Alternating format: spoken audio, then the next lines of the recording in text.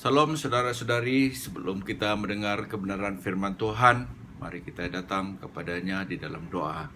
Allah Bapa kami yang ada dalam surga, kami berterima kasih untuk hari ini, hari yang Kau telah ciptakan, dan kami akan bersuka cita, karena di dalam apapun keadaan hidup kami Tuhan, Engkau layak kami sembah, Engkau layak kami muliakan, Engkau layak kami agungkan. Berbicaralah kepada kami melalui kebenaran firman-Mu pada pagi hari ini.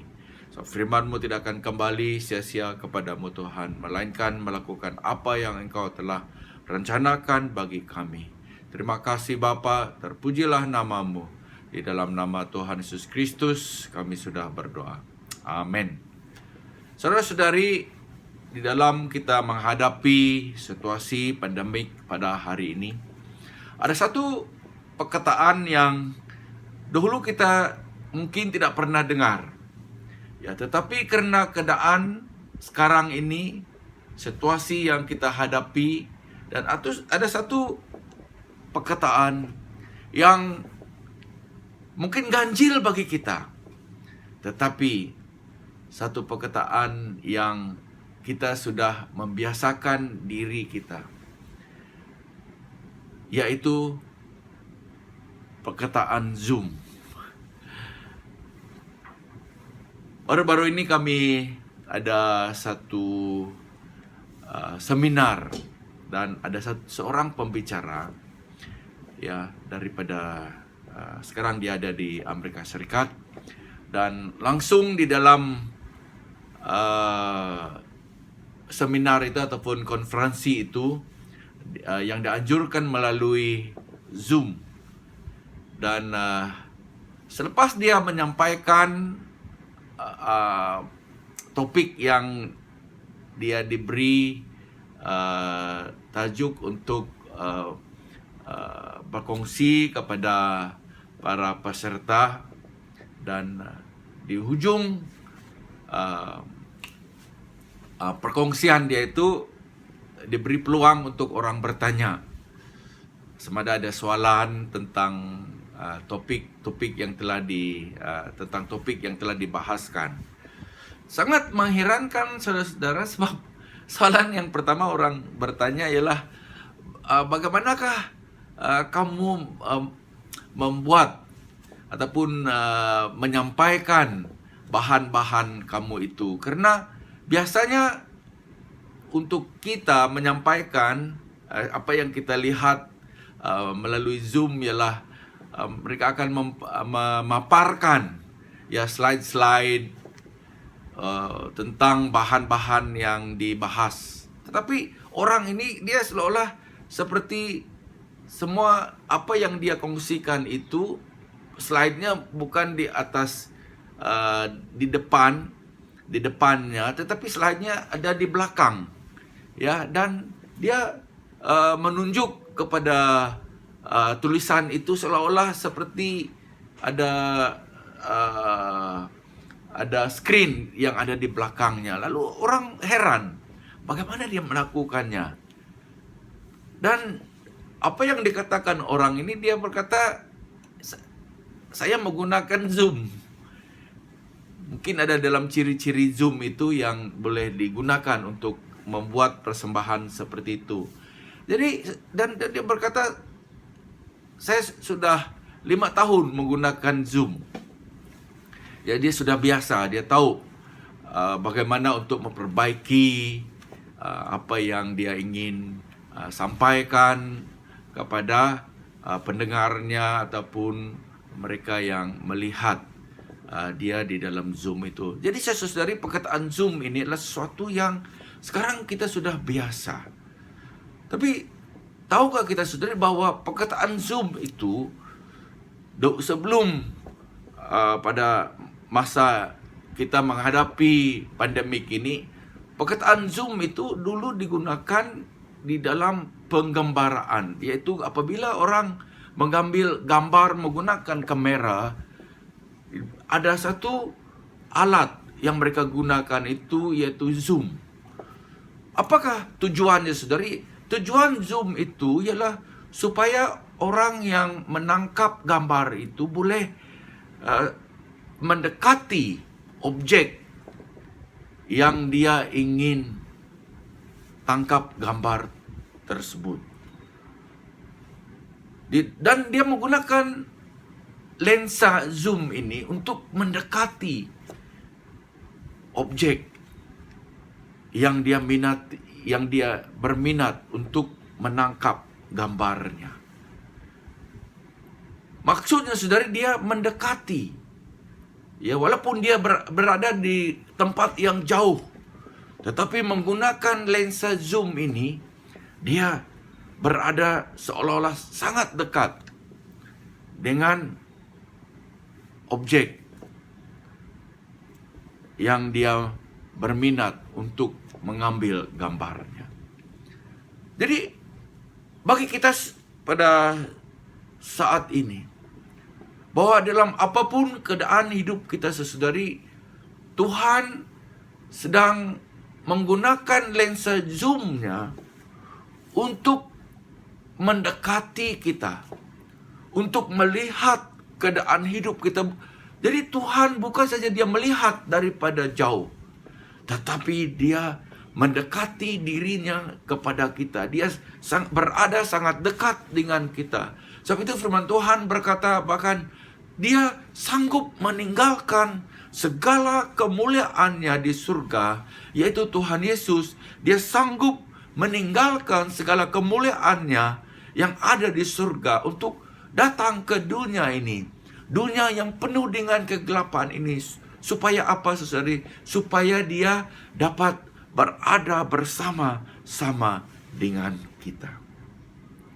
Jadi mari pada pagi hari ini kita melihat di dalam kebenaran firman Tuhan, bagaimana bukan sahaja senarai nama-nama yang terdapat di dalam firman Tuhan itu adalah sekadar nama-nama sahaja, tetapi saudari, kita sebagai umat Tuhan, dia sangat mengasihi kita.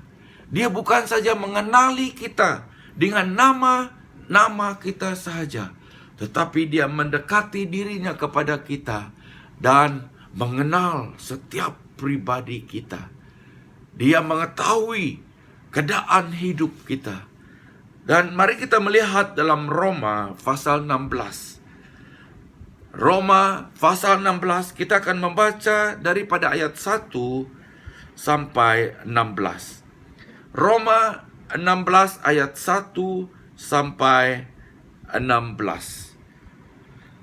Aku meminta perhatianmu terhadap Febe, saudari kita yang melayani jemaat di Kengkrea, supaya kamu menyambut dia dalam Tuhan, sebagaimana seharusnya bagi orang-orang kudus, dan berikanlah kepadanya bantuan bila diperlukannya.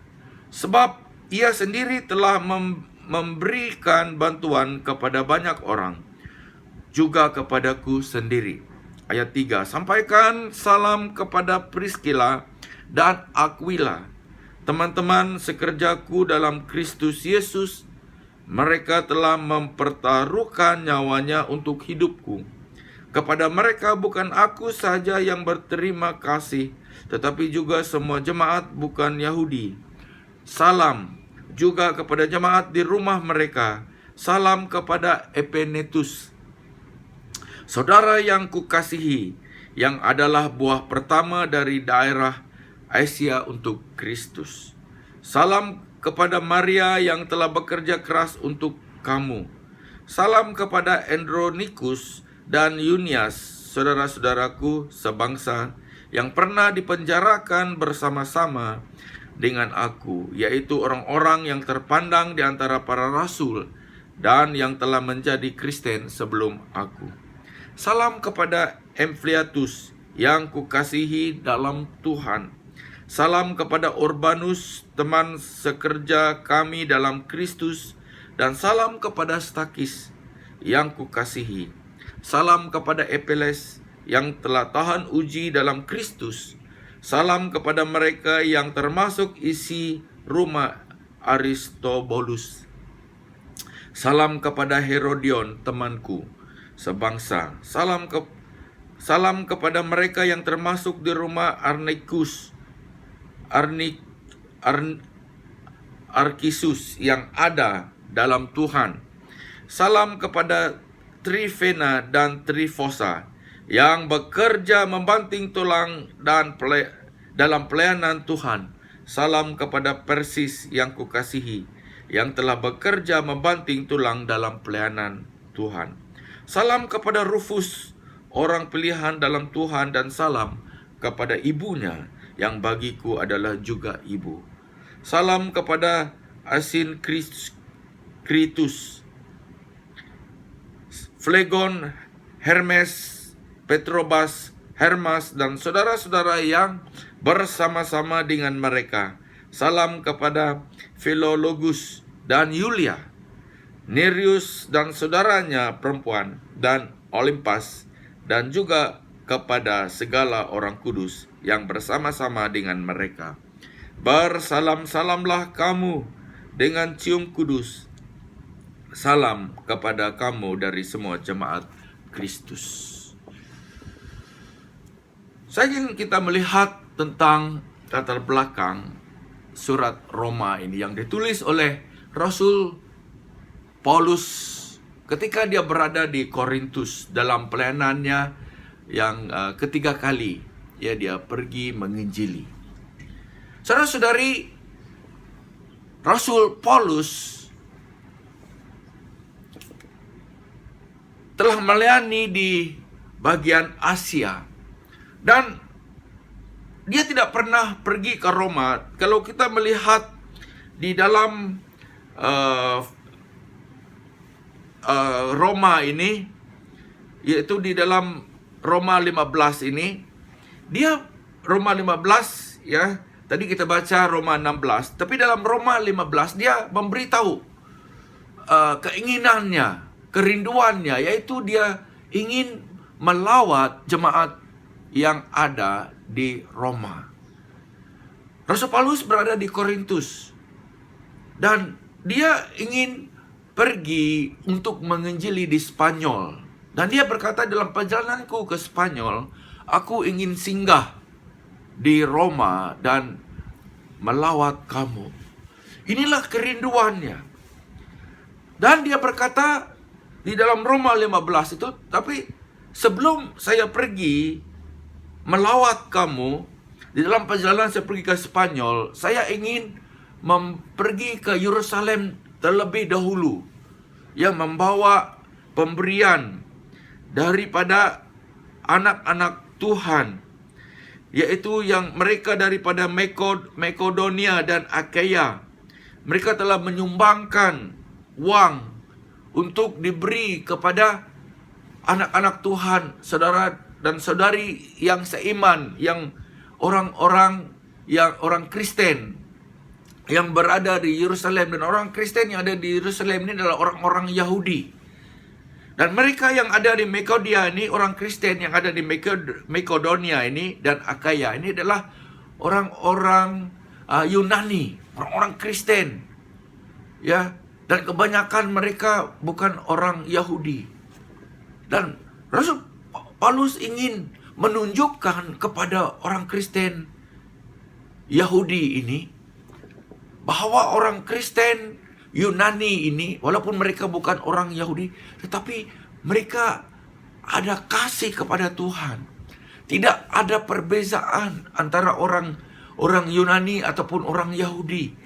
Dan Rasul Paulus berkata ada pemberian daripada mereka untuk orang-orang Kristen Yahudi yang ada di Yerusalem. Dan aku ingin pergi ke Yerusalem membawa pemberian ini, pemberian kasih ini. Sebab pada masa itu di kawasan di Yudea itu mereka menghadapi kesusahan.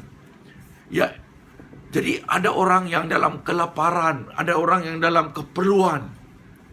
Lebih-lebih lagi, sesaudari, ada di antara mereka ini adalah orang-orang Kristen. Lalu Rasul Paulus berkata, pemberian daripada orang-orang Kristen Yunani ini akan kusampaikan kepada orang-orang Kristen Yahudi. Dan di dalam firman Tuhan yang kita lihat ini, saudari, walaupun Rasul Paulus tidak pernah pergi ke Roma, ini di gereja yang ada di Roma ini bukan yang didirikan oleh Rasul Paulus, tetapi dia mengenali orang-orang yang ada di dalam gereja itu. Dia mengenali jemaat-jemaat yang ada di dalam gereja itu, sebab ada di antara mereka ini adalah hasil daripada pelayanan Rasul Paulus. Dan mereka sudah berhijrah ke Roma, dan mereka pergi ke gereja ini. Mereka pergi ke kebaktian di dalam gereja ini. Dan Rasul Paulus, dia mengenali mereka ini. Dan apa yang dia katakan dalam tulisannya ini, saudari, dia menyebut nama mereka satu persatu. Jadi apa yang kita dapat lihat di dalam tulisan Rasul Paulus ini ialah dia mengenali jemaat ini.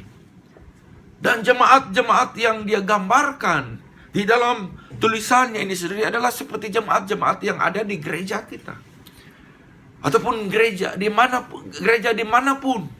Yaitu dalam gereja itu ialah orang-orang yang mempunyai latar belakang yang berlainan. Dan dia berkata dalam ayat 3, sampaikan salam kepada Priscilla dan Aquila, teman-teman sekerjaku dalam Kristus Yesus. Priscilla dan Aquila ini adalah orang-orang yang pernah bersama-sama dengan Rasul Paulus. Mereka ini adalah orang-orang yang menjahit bahan-bahan untuk kemah.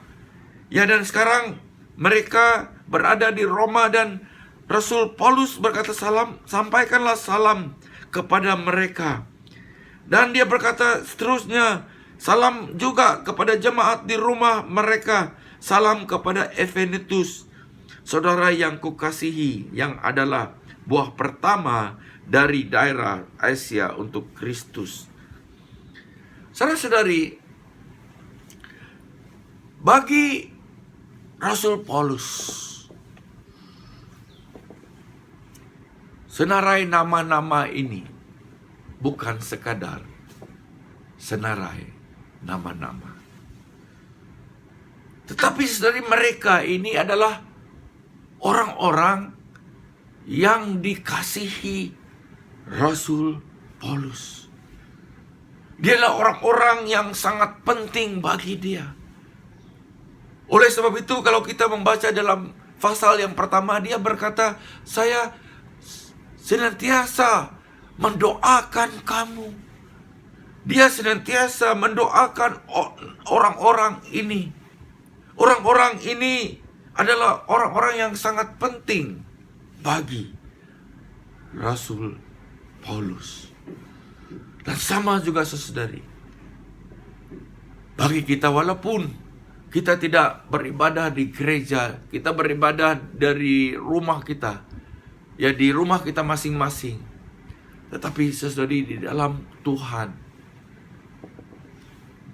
kita sangat dekat dengan Dia. Walaupun kita jauh antara satu dengan yang lain, kita berpisah antara satu dengan yang lain, tetapi kita tidak berpisah daripada Tuhan. Kita tidak jauh daripada Tuhan. Dimanapun kita sedang berada, Tuhan ada bersama-sama dengan kita. Tuhan ada bersama-sama dengan engkau. Tuhan memperdulikan engkau.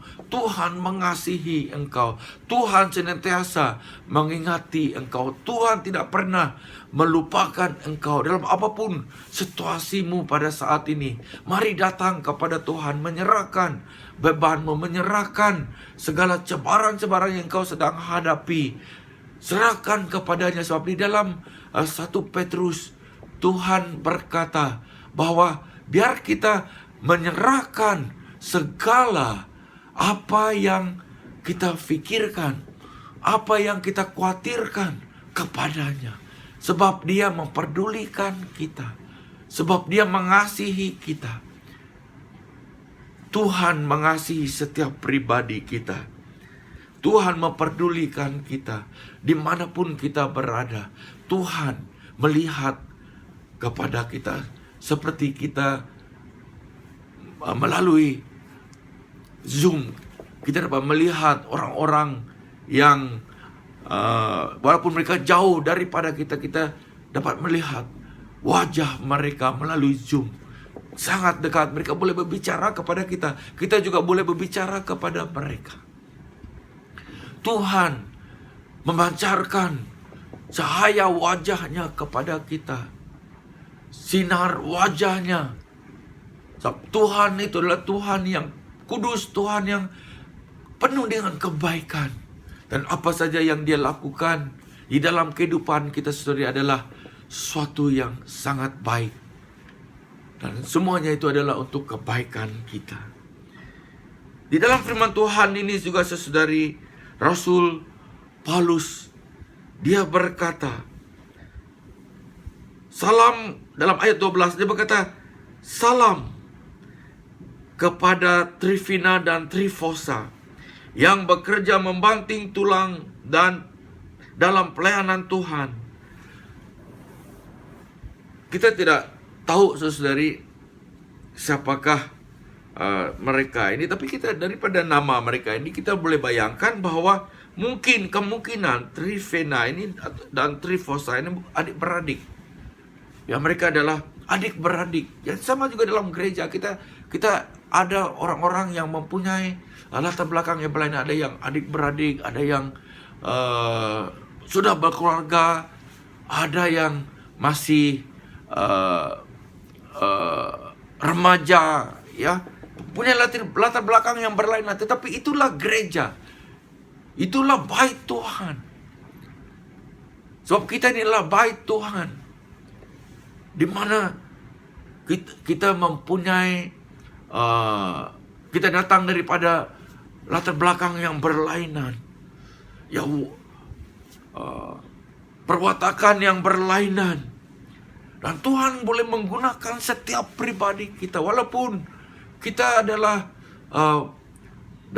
mempunyai latar belakang yang berlainan, mempunyai perwatakan yang berlainan, tetapi di dalam Tuhan kita ada keunikan. Kita adalah istimewa di mata Tuhan. Dan Trifina dan Trifosa ini adalah adik-beradik. Ya. Mereka datang ke kebaktian yang ada di Roma ini, beribadah bersama-sama. Jadi saudari, sangat penting bagi kita sebagai anak Tuhan itu supaya saudara-saudari kita, ya, orang yang sedaging dengan kita, yaitu ahli keluarga kita, datang kepada Tuhan, mengenali Tuhan. Itu yang Tuhan mau daripada kita, yaitu membawa ahli keluarga kita untuk datang kepada Tuhan, untuk mengenali Tuhan, untuk bersama-sama dengan kita berada di rumah Tuhan, memuji Tuhan, memuliakan nama Tuhan. Jadi sangat penting bagi kita, saudari. Yosua berkata ketika dia memimpin umat Israel, dia berkata, aku dengan ahli keluarga aku akan tetap melayani Tuhan. Dia membuat tekad di dalam hatinya, di dalam kehidupannya, aku bersama dengan ahli keluarga aku akan tetap melayani Tuhan. Walaupun orang-orang lain meninggalkan Tuhan, tetapi aku dengan keluargaku akan melayani Tuhan. Biar itu menjadi satu kerinduan kita, yaitu supaya saudara-saudari kita, ahli keluarga kita mengenali Tuhan. Dan seterusnya saudari, Rasul Paulus berkata, salam kepada Rufus, ayat 13. Salam kepada Rufus, orang pilihan dalam Tuhan, dan salam kepada ibunya, yang bagiku adalah juga ibu. Di gereja yang ada di Roma ini ada jemaat seorang ibu dengan anaknya. Kita tidak tahu apa yang terjadi kepada suami ibu ini, mungkin sudah meninggal. Tetapi Rasul Paulus, ya, orang yang dipakai oleh Tuhan yang luar biasa untuk membawa firman Tuhan, menyampaikan firman Tuhan. Dialah seorang rasul, seorang yang ternama. Dia merendahkan dirinya dan berkata, "Salam kepada Rufus, orang pilihan dalam Tuhan, dan salam kepada ibunya, yang bagiku adalah juga ibu." Dia melihat kepada wanita tua ini. Dialah ibuku. Dialah ibuku di dalam Tuhan. Dia menyanjungi wanita ini. Walaupun Rasul Paulus dipakai oleh Tuhan dengan luar biasa, dan ibu inilah orang yang biasa saja. Orang yang biasa-biasa. Mungkin di dalam gereja itu tidak ada orang yang memandang kepada ibu ini. Dia adalah seperti jemaat biasa, tetapi bagi Rasul Paulus, dialah ibuku. Dialah ibuku. Saudara-saudari, Rasul Paulus mempunyai hubungan yang sangat istimewa dengan wanita ini, yaitu dia adalah ibu baginya. Apa yang dilakukan oleh seorang ibu, saudari, kepada anak-anaknya? Ya, ibu mempunyai kasih kepada anak-anaknya. Walaupun anak-anaknya sudah berkeluarga, ya sudah dewasa, ya sudah mempunyai pekerjaan, ya sudah dikenali oleh orang. Tetapi bagi seorang ibu itu adalah tetap anaknya. Itu adalah anaknya.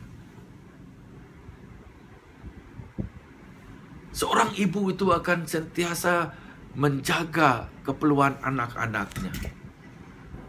Ya, tidak kisah Rasul Paulus adalah seorang yang terkenal ataupun dia seorang rasul, tetapi ketika dia datang ke rumah ibu ini akan menyediakan semua apa yang diperlukan oleh Rasul Paulus, menyediakan minumannya, menyediakan makanan untuk dia, masak untuk Rasul Paulus, ya, menyucikan pakaian Rasul Paulus. Rasul Paulus ini sentiasa sibuk, tetapi wanita ini, karena dia adalah ibu kepada Rasul Paulus, akan menjaga keperluannya. Sama juga di dalam gereja kita, mungkin kita adalah orang yang kita adalah seorang ibu, ya, suri rumah tangga, tetapi di dalam kehidupan kita, dimanapun kita berada, Tuhan menggunakan kita, ya, untuk melayani keluarga kita, ya, masak untuk anak-anak kita, masak untuk suami, ya, menyediakan anak untuk pergi sekolah. Ya, Tuhan melihat apa yang kamu lakukan itu bukan hanya untuk keluarga kamu, tetapi untuk Tuhan. Jadi sebab itu tetap melayani Tuhan. Amin. Dan ada beberapa nama lagi yang disebut oleh Rasul Paulus di dalam tulisannya ini, saudari. Ya, dan orang-orang ini yang mempunyai latar belakang yang berlainan.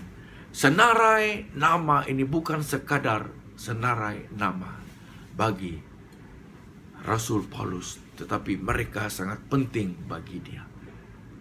Mereka adalah orang-orang yang dia selalu bawa di dalam doanya. Dia sentiasa mengingati mereka. Walaupun dia sangat jauh daripada mereka, tetapi di dalam hatinya, orang-orang ini adalah sangat penting. Mari pada hari ini, saudari, kita mengingati orang-orang yang sangat penting di dalam kehidupan kita, dimanapun mereka berada. Mari kita tulis nama mereka. Tulis satu nama, tambah lagi dengan satu nama. tambah lagi dengan satu nama. Dan itu bukan sekadar senarai nama, tetapi mereka ini adalah orang-orang yang sangat penting bagimu, yang engkau akan bawa di dalam doamu kepada Tuhan. Dan Tuhan akan menggunakan kamu menjadi alatnya bagi kemuliaannya. Mari kita berdoa. Tuhan, terima kasih untuk firman-Mu yang telah kami dengar pada hari ini. Biar melalui kebenaran firman-Mu ini Tuhan, Engkau berbicara kepada kami. Biar kami Tuhan mengingati orang-orang yang sangat dekat dengan kami. Dan menyenaraikan nama mereka, menulis nama mereka satu persatu. Dan membawa mereka kepada Engkau Tuhan, menyerahkan mereka ke dalam tangan. So, mereka inilah orang-orang yang sangat penting bagi kami, yang sangat berharga bagi kami. Dan lebih lagi Tuhan, mereka ini adalah sangat berharga di mata-Mu. Dan mereka ini Tuhan mempunyai keperluan-keperluan. Dan biar Engkau yang menggunakan kami menjadi alat. Terima kasih Bapa, terpujilah nama-Mu. Saudara-saudari, biar kasih karunia dan damai sejahtera yang datang daripada Allah Bapa dan Putranya Yesus Kristus dan penyertaan Roh Kudus yang menyertai kita. Biar wajah Tuhan menyinari ke atasmu dimanapun engkau sedang berada pada saat ini. Biar wajahnya terus menyinari engkau. Baik ketika engkau dalam rumah, di luar rumah, di tempat pekerjaanmu, baik di office, di sekolah, ataupun di kilang. Baik ketika engkau memandu, menaiki kendaraan, baik ketika engkau berdiri atau duduk, baik ketika engkau berada di dapur sedang memasak, dan apapun yang sedang engkau lakukan, biar wajah Tuhan menyinari ke atasmu. Karena Tuhan adalah Tuhan yang penuh dengan kasih. Dialah Immanuel, Tuhan yang menyertai umatnya. Terima kasih Tuhan, pujilah nama-Mu. Haleluya. Di dalam nama Tuhan Yesus Kristus kami sudah berdoa. Amin.